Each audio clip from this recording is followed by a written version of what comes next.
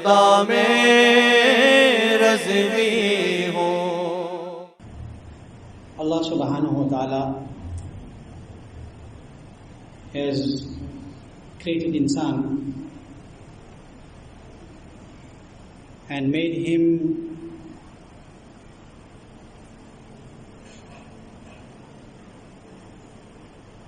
the best in the creation. And that is why Allah says in the Holy Quran, خَلَقَ الْإِنسَانَ فِي أَحْسَنِ تَقْوِيمٍ. Allah is saying that we have created man in the best form, in the best of modes. But as I said in the past, that amongst men Allah has given different levels.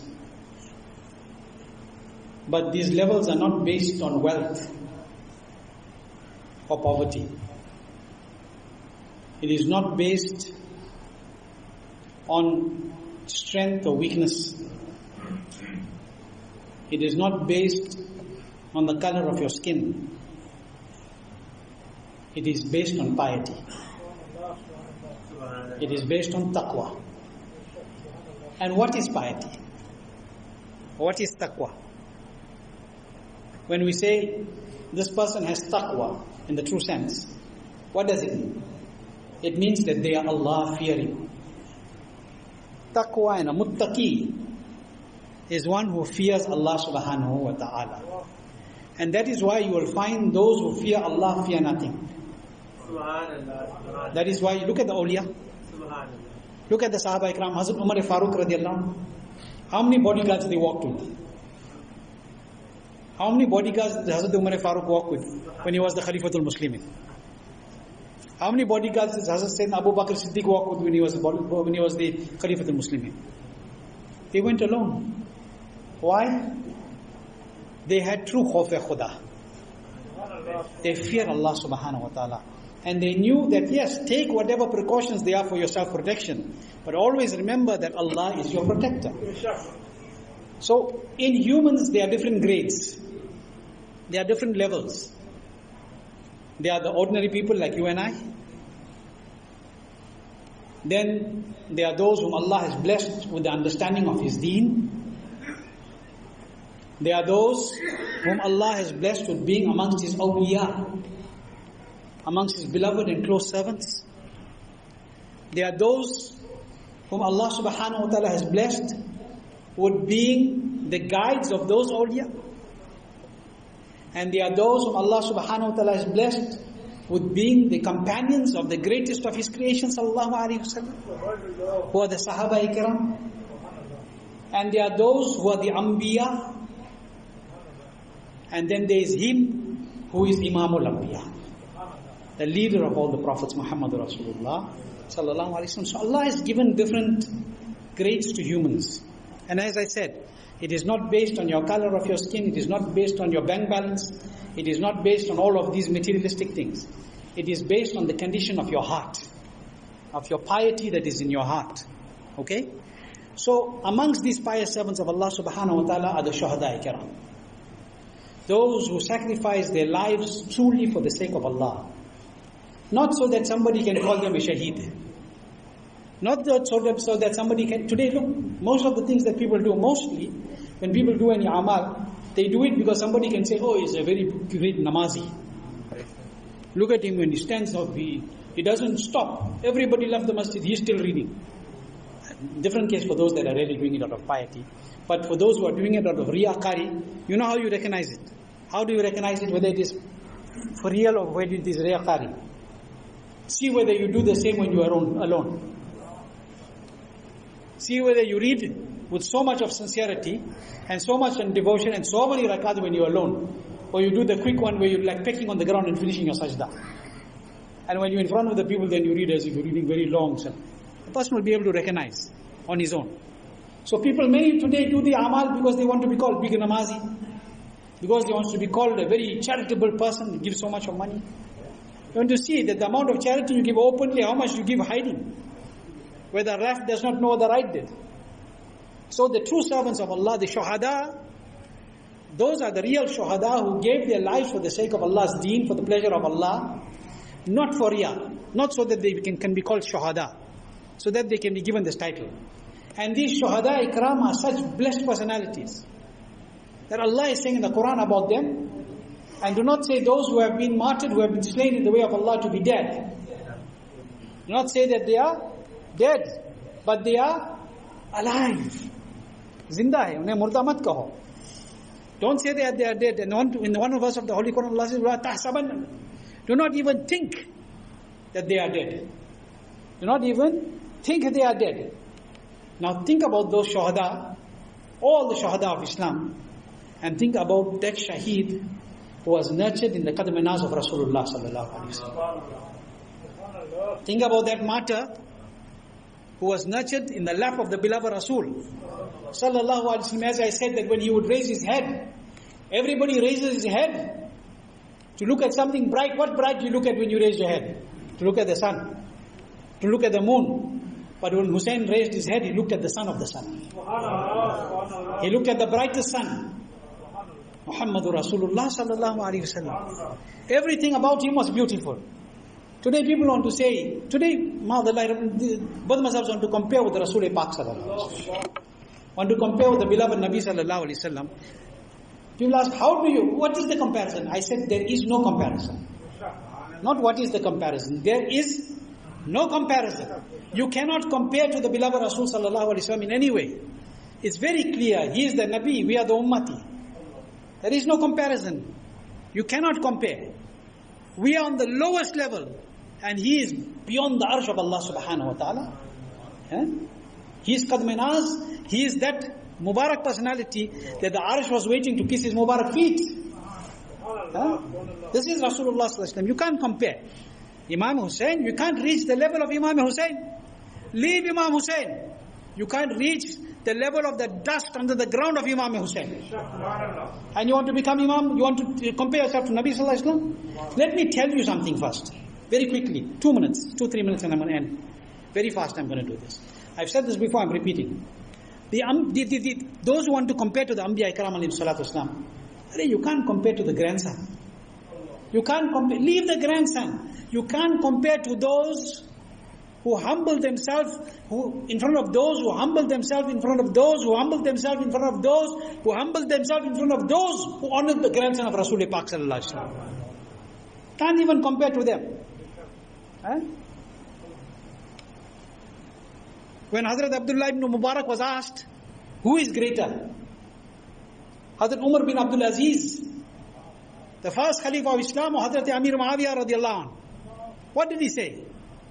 غَبَارٌ دَخَلَ فِي فَرْسِ مُعَاوِيَةٍ.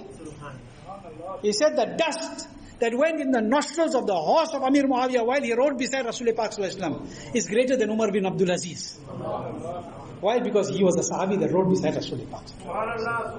And here we want to compare to the beloved Rasul sallallahu alaihi wasallam. People want to compare. You want to compare to the Ahl Bayt of Rasul Pak sallallahu alaihi wasallam. Let me tell you one thing only about our Nabi.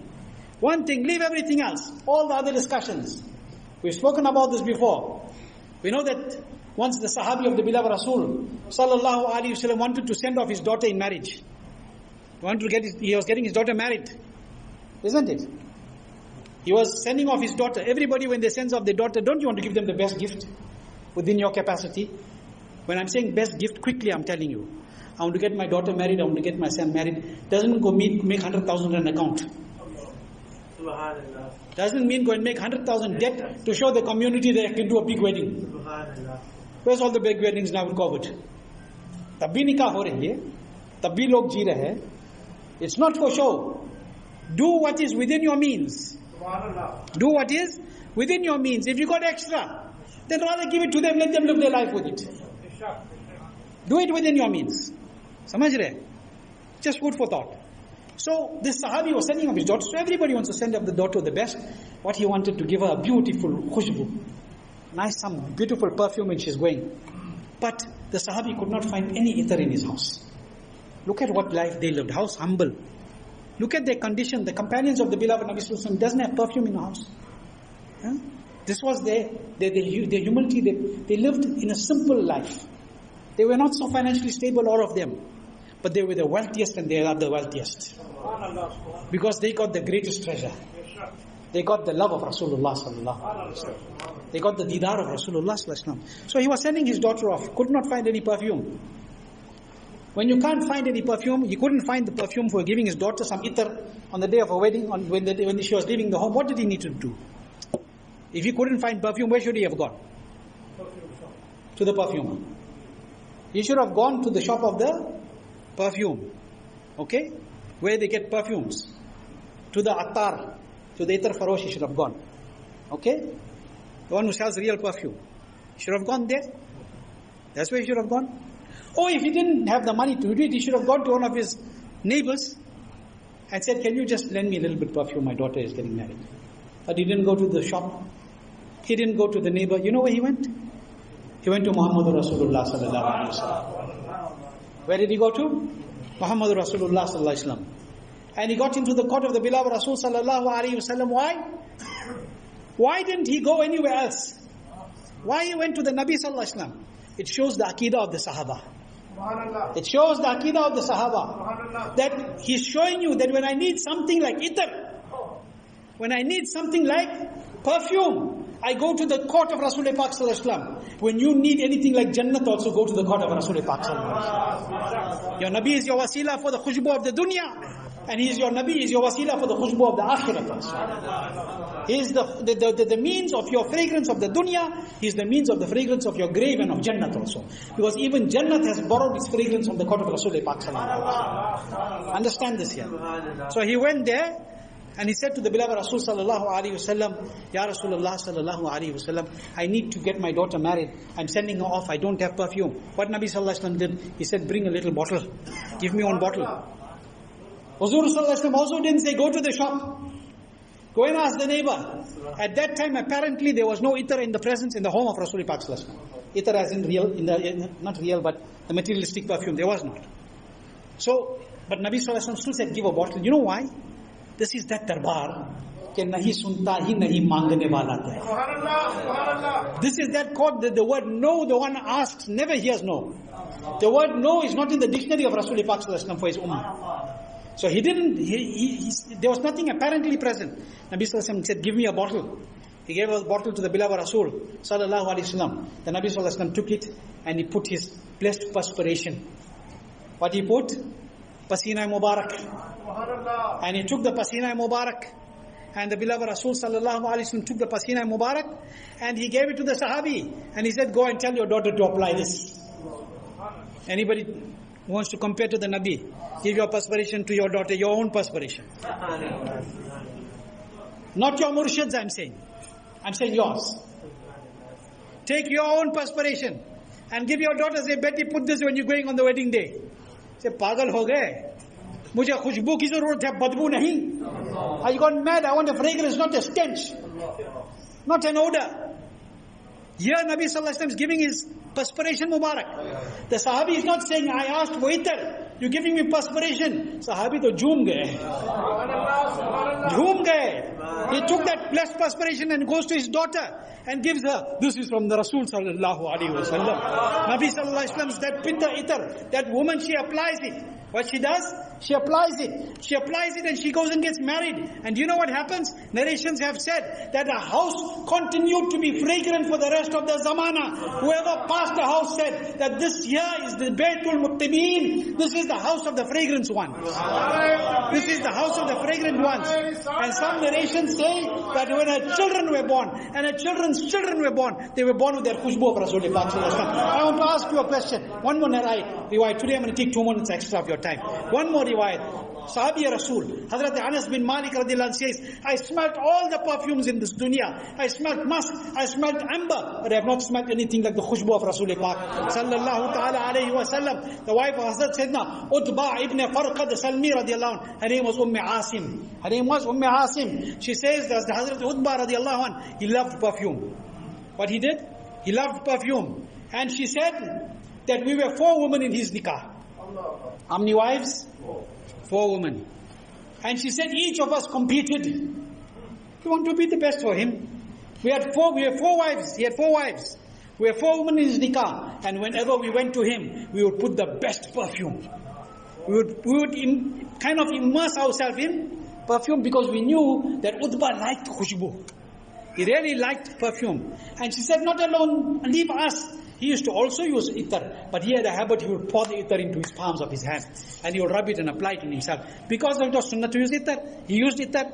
But they are saying, his wife says, Asim says, that she says that when we used to go to Utbah, each of us, we used to use the best perfume. We used to go to him, but we would find that his perfume overwhelmed all of us. He used the same perfume which was in the house, but his perfume was better than everybody else. She said, every time one would go spend time with him and come back, she would tell the other one, still Utbah's perfume. So the other one would now use a better ittar. And she went. The third one went to visit him, same thing. Fourth one went, same thing. Time and over they went. One day they said, no, now we have to ask. They say, now we have to ask. Utbah, tell us. Oh, tell us. What is this? We sometimes feel like we're immersing ourselves in perfume. And we come to you. But your fragrance overwhelms all four of our fragrances. It overwhelms all our fragrances. What is this? He says, let me tell you. One day, I had a heat rash on my body. I had a heat rash on my body. And when I had this heat rash, it was giving me taklif and it was burning. And it was itching. I did not know what to do. So I went to Rasul Pak Sallallahu Alaihi Wasallam. Look, they wanted ittar, they went to Rasul Pak Sallallahu Alaihi Wasallam. They wanted shifa, they went to Rasul Pak Sallallahu Alaihi Wasallam. Everything they wanted, they went to Rasul Sallallahu Alaihi Wasallam. So he goes to Nabi Sallallahu Alaihi Wasallam. He said, I went to Nabi Sallallahu Alaihi Wasallam. I said, Ya Rasulullah Sallallahu Alaihi Wasallam, I'm having this rash. And my body is burning and a lot of taklif. He said, Nabi Karim Sallallahu Alaihi Wasallam said, take off your kurta. Take off your upper garment. Say, I removed my upper garment. He said, and when I removed my upper garment, Nabi Akram sallallahu ta'ala alayhi wa sallam, what he did, he said, Nabi Kareem sallallahu ta'ala alayhi wa sallam took his Mubarak hand. Nabi sallallahu alayhi wa sallam took his Mubarak hands and he started to rub my chest. He started to rub my back. He started to rub my stomach. And he said, as Nabi sallallahu alaihi wasallam was doing this, I started to feel the taklif fading away immediately. I started to feel the taklif fading away immediately. And Hazrat, what does he say? He says, Hazrat Utbah radiallahu anhu, what does he say? He said that feeling of that burning and that itching was gone by the time Nabi sallallahu alaihi wasallam was rubbing his Mubarak hands. And he said to his wives, now let me tell you what is that khushbu. Ever since that day that Nabi rubbed my body, from that day till today, that khushbu is emanating from my body. That fragrance is emanating from my body. I want to ask a question for those who want to compare. Bring that khushbu. You'll never be able to bring it. And if that is the khushbu from the sahabi whose stomach was touched by Nabi sallallahu alaihi wasallam, that sahabi whose back was touched by Nabi sallallahu alaihi wasallam, if this is his fragrance, then what is the fragrance of Hussein who was born from Fatima al-Zahra? What is the fragrance of Hussein who was born from Fatima al-Zahra? And you want to still compare? Allah keep us and give us understanding of deen. Allah give us the love of the Ahlul Bayt and the love of the Sahaba of Rasul Pak Sallallahu Alaihi Wasallam and all those who love them. Wa ma alayna bil-balagh. Assalamu alaikum wa rahmatullahi wa barakatuh. Dua for all those who are ill in our community, those that have passed away in Ahlul Sunnah. Young brother also passed away this week, brother.